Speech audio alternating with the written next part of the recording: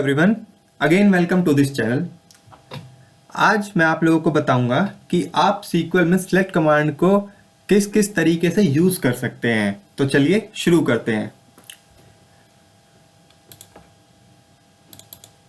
मेरे पास यहाँ पे एक डेटाबेस है सीक्वल एग्जाम्पल नाम से। उस सीक्वल एग्जाम्पल नाम के डेटाबेस में मेरे पास टेबल है एक रजिस्ट्रेशन टेबल के नेम से।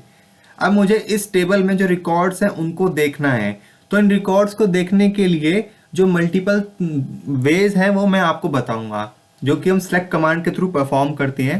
पहला तरीका, हम राइट क्लिक करेंगे इस टेबल पर और सेलेक्ट टॉप 1000 रोज पे क्लिक करेंगे और देखिए मेरे पास मेरा जो जितना भी डेटा था इस टेबल में वो पॉपुलेट हो चुका है।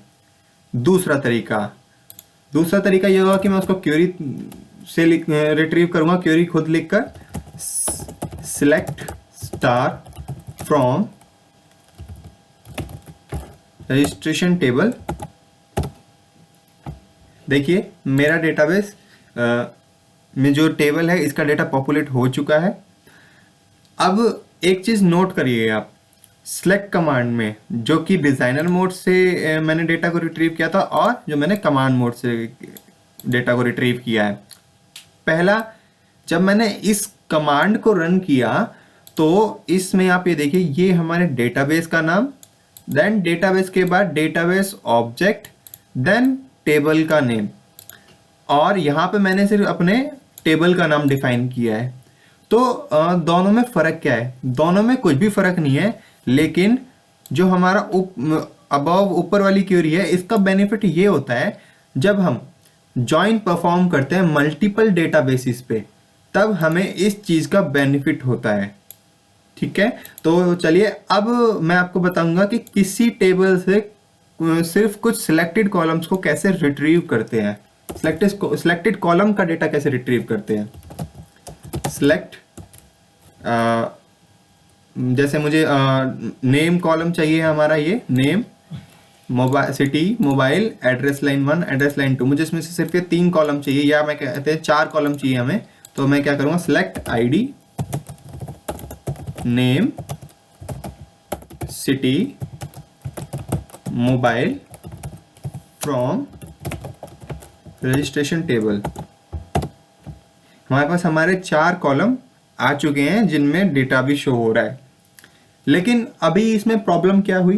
प्रॉब्लम ये हुई कि सपोज आपको कॉलम्स का नेम नहीं पता, या चलो नेम भी पता है तो आपको पूरा का पूरा कॉलम का नेम टाइप करना पड़ रहा है। इसमें कोई इंटेलिजेंस नहीं है जो कि सीक्वल सर्वर मैनेजमेंट स्टूडियो हमें प्रोवाइड करता है। तो चलिए अब देखते हैं हम अब उस इंटेलिजेंस को यूज कैसे करेंगे। तो मैं फिर से लिखूंगा एक और कमांड दोबारा से, select star from registration table. अब देखिए, अब मैं जैसे स्टार को हटाऊंगा, स्टार को हटाने के बाद मैं आईडी लिखूंगा तो मेरे पास आईडी कॉलम आ गया। जैसे ही मैं नेम का एन लिखूंगा तो मेरे पास सीक्वल सर्वर मैनेजमेंट स्टूडियो के इंटेलिजेंस में नेम का कॉलम आ चुका है। सिटी को लिखूंगा अगर मैं तो मेरे पास सिटी आ चुका है, और मोबाइल लिखूंगा तो मैं मोबाइल आ चुका है। ये देखिए, इसी तरीके से आप और भी कॉलम्स फैच कर सकते हैं किसी टेबल के।